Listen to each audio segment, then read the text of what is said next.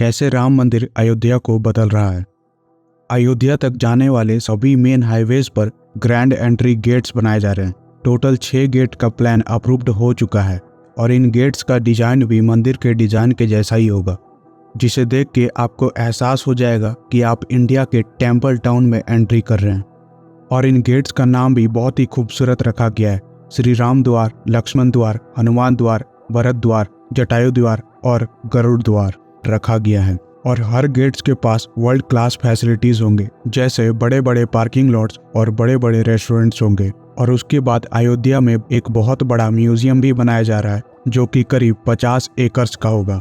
इस म्यूजियम में आपको बहुत सारी चीजें दिखाई जाएगी जो कि रामायण के समय से जुड़ी हुई होगी और रामायण के बारे में एजुकेशन भी दिया जाएगा। और जितने भी टूरिस्ट आएंगे उनको रामायण की पूरी हिस्ट्री बताई जाएगी और हर एक चीज, जैसे राम मंदिर यहीं पे क्यों बनाया गया, इसे बनने में इतना समय क्यों लगा, हर चीज बताया जाएगा। और वही एजुकेशन के साथ साथ एंटरटेनमेंट का भी ध्यान रखा गया है।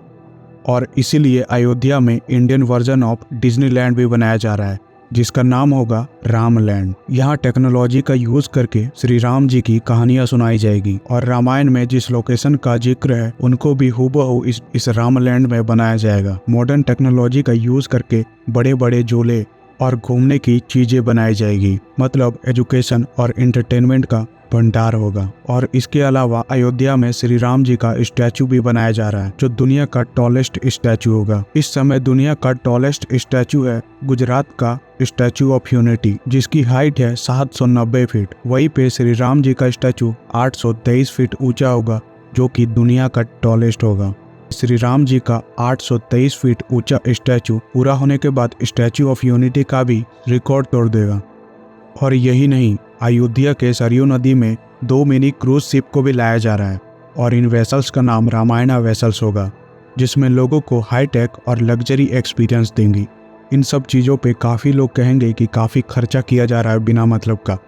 उनके लिए मैं बताना चाहूँगा कि राम मंदिर की पहली मंजिल भक्तों द्वारा दिए गए दान के पैसों के इंटरेस्ट यानी ब्याज के पैसों से ही बन गई है।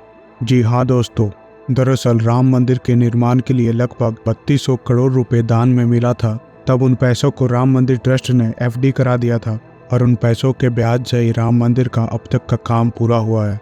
और ऐसा कहा जा रहा है ज्ञान बापू मुरारी ने सबसे ज़्यादा डोनेट किया है, जो कि 11.3 करोड़ है। और वहीं पे राम मंदिर वर्ल्ड का 3rd बिगेस्ट मंदिर बन चुका है। और मंदिर पूरी तरह से कंप्लीट होने के बाद ऐसा अनुमान है कि 3 से 5 लाख विजिटर हर रोज आएंगे। अब तो आप समझ ही चुके होंगे कि टूरिज्म के कारण देश का ही प्रॉफिट है।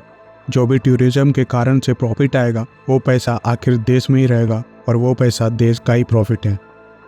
और इसी बात को ध्यान में रखते हुए गवर्नमेंट ने 240 करोड़ अयोध्या धाम जंक्शन रेलवे स्टेशन पर लगाए हैं। ये स्टेशन 3 मंजिला होगा और इसमें सारी फैसिलिटीज़ होंगे जो भी बड़े बड़े कंपनीज की तरफ से दिए जाते हैं। और आपकी जानकारी के लिए बता दें, इसी स्टेशन से 2 नए अमृत भारत ट्रेन लॉन्च किए गए थे और 6 नई वंदे भारत ट्रेन भी लॉन्च की गई थी। रेलवे स्टेशन तो बन गया, पर क्या टूरिस्ट के लिए एयरपोर्ट बना है? जी हाँ दोस्तों, अयोध्या में ब्रांड न्यू इंटरनेशनल एयरपोर्ट बनाया गया और इस एयरपोर्ट का नाम महर्षि वाल्मीकि इंटरनेशनल एयरपोर्ट रखा गया है। इस एयरपोर्ट पे rain water harvesting, solar power plant और वाटर और सीवेज ट्रीटमेंट प्लांट जैसे मॉडर्न फीचर्स हैं। इस एयरपोर्ट की खास बात यह है कि इसके इंटीरियर में श्री राम के लाइफ को दिखाया गया है, जिसके कारण एयरपोर्ट में लैंड होते ही ये एहसास हो जाएगा कि श्री राम की नगरी आ चुकी है। तो ये थी तेजी से ग्रो करती हुई अयोध्या। वीडियो अच्छी लगी हो तो शेयर जरूर कीजिएगा।